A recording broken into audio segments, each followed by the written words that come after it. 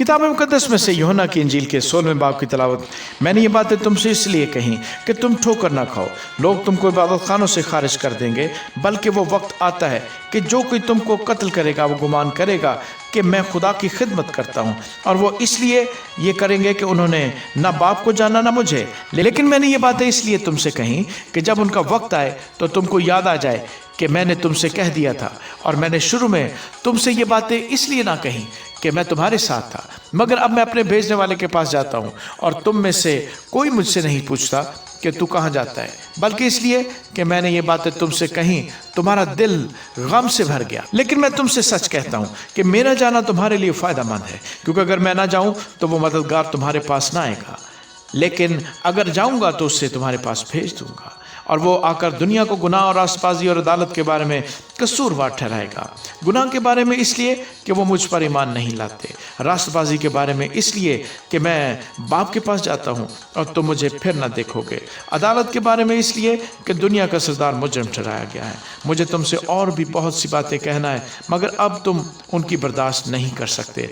लेकिन जब वो यानी सच्चाई का रूह आएगा तो तुमको तमाम सच्चाई की राह दिखाएगा, इसलिए कि वो अपनी तरफ से ना कहेगा, लेकिन जो कुछ सुनेगा वही कहेगा और तुम्हें आइंदा की खबरें देगा। वो मेरा जलाल जाहिर करेगा, इसलिए कि मुझ ही से हासिल करके तुम्हें खबरें देगा। जो कुछ बाप का है वो सब मेरा है, इसलिए मैंने कहा कि वो मुझ ही से हासिल करता है और तुम्हें खबरें देगा। थोड़ी देर में तुम मुझे न देखोगे और फिर थोड़ी देर में मुझे देख लोगे।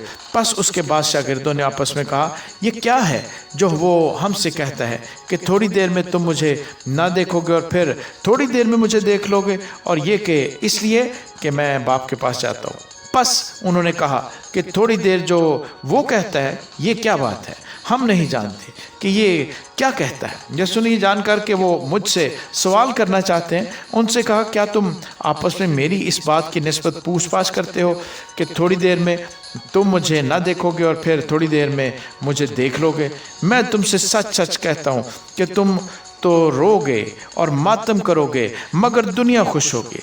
तुम गमगीन तो होगे, लेकिन तुम्हारा गम ही खुशी बन जाएगा। जब औरत जलने लगती है तो गमगीन होती है, इसलिए कि उसके दुख की घड़ी आ पहुंची, लेकिन जब बच्चा पैदा हो चुकता है तो इस खुशी से कि दुनिया में एक आदमी पैदा हुआ, उस दर्द को फिर याद नहीं करती।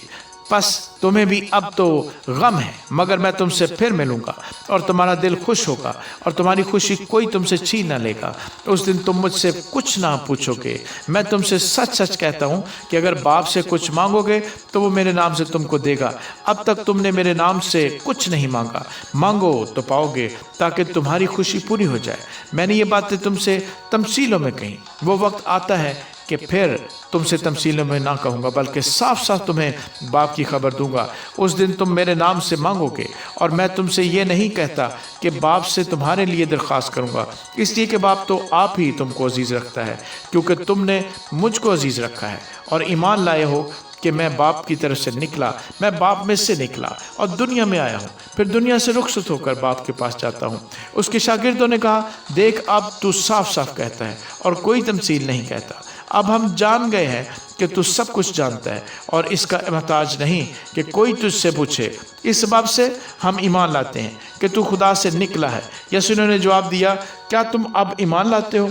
देखो वो घड़ी आती है, बल्कि आ पहुंची, कि तुम सब परगंदा होकर अपने अपने घर की राह लोगे और मुझे अकेला छोड़ दोगे। तो भी मैं अकेला नहीं हूँ, क्योंकि बाप मेरे साथ है। मैंने तुमसे ये बातें इसलिए कही कि तुम मुझ में इत्मीनान पाओ। दुनिया में मुसीबत उठाते हो, लेकिन खातिर जमा रखो, मैं दुनिया पर गालिब आया हूँ। आमीन।